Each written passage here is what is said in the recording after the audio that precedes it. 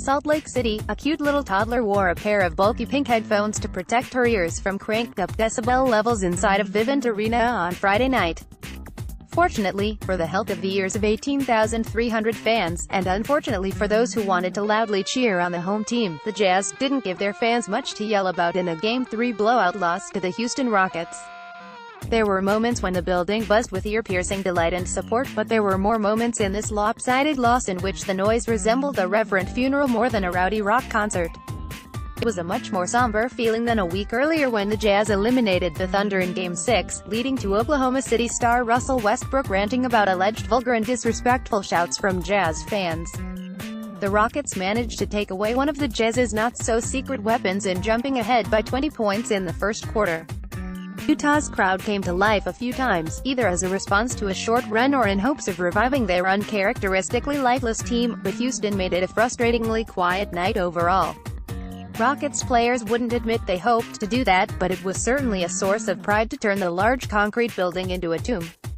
It definitely has a reputation of being a very good crowd, but that's not our concern, Rockets forward Trevor Ariza said. Our concern is who's in this locker room and what we do on that court and how we communicate as a team. The toned-down conditions helped facilitate a pro-communication environment for the visitors. Our communication was one of the best of the year, Houston forward P.J. Tucker said. They've got one of the best home crowds in the league.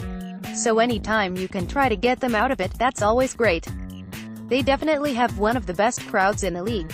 The oft-celebrated Jazz crowd was also a non-factor as far as center Clint Capella was concerned.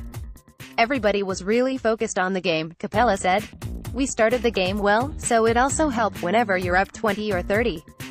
We really did a great job by staying focused all game long. In hopes of promoting respect and sportsmanship, the Jazz played video clips of players, coach Quinn Snyder and owner Gail Miller talking about positivity of the home court advantage before tip-off and calling for civility in the treatment of opposing players and fans.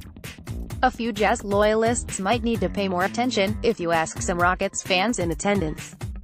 We've been screamed at a lot, Rockets fan Macy Cisneros said Friday night. Cisneros, a Utah Valley University student, is a Houston native and attended this game with her boyfriend. Both wore Rockets jerseys and held large face cutouts of their favorite players, Chris Paul and James Harden. I just said a prayer before we came in, Cameron Leachty said, laughing. Most fans were fine with them, either saying nothing or engaging in friendly banter, saying things like "Man, you guys are killing us," and asking where they're from. I'm supporting my hometown, Cisneros said. I'm from Houston, but there were some fans who yelled and cursed at them in the Rockets, and flipped off the enemy intruders. We were just there chilling, and they were attacking us, Cisneros claimed. They were screaming, expletive you to Chris Paul. They were making fun of him. Cisneros believes the Toyota Center is less of a hostile environment for visitors. She attended a game between the Rockets and Warriors in Houston during the holidays last year and sat in front of a family of Golden State fans.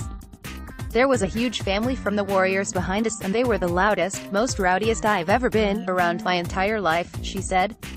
No one said a word to them. Leachty, who's from Arizona, joked that there wasn't much vitriol at the Phoenix Suns games he's been to. Now, in Arizona, we have more fans for the other team than the Suns, he said. This couple bonded with some of the other Rockets fans in attendance and even took some photos because they were behind enemy lines together. Neither was surprised that they received some negative attention, along with the mostly neutral or positive reactions. It's the playoffs, Leachty said. We understand. A Jazz fan managed to turn the tables on a boisterous Rockets fan after Houston's 113-92 win. I was at the game, and as we were filing out, a Houston fan started to heckle me. Jazz fan Sarah Hildebrand, at KPaxHildebrand, wrote on Twitter. But I held out my hand, and he shook it and I told him that the Rockets showed why they finished number 1. That diffused the situation. He smiled and said he respected the Jazz for their season, she said. It was nice. I was at the game, and as we were filing out, a Houston fan started to heckle me, but I held my hand out and he shook it and I told him that the Rockets showed why they finished. It was nice. Sarah Hildebrand, at KPaxHildebrand, May 5, 2018.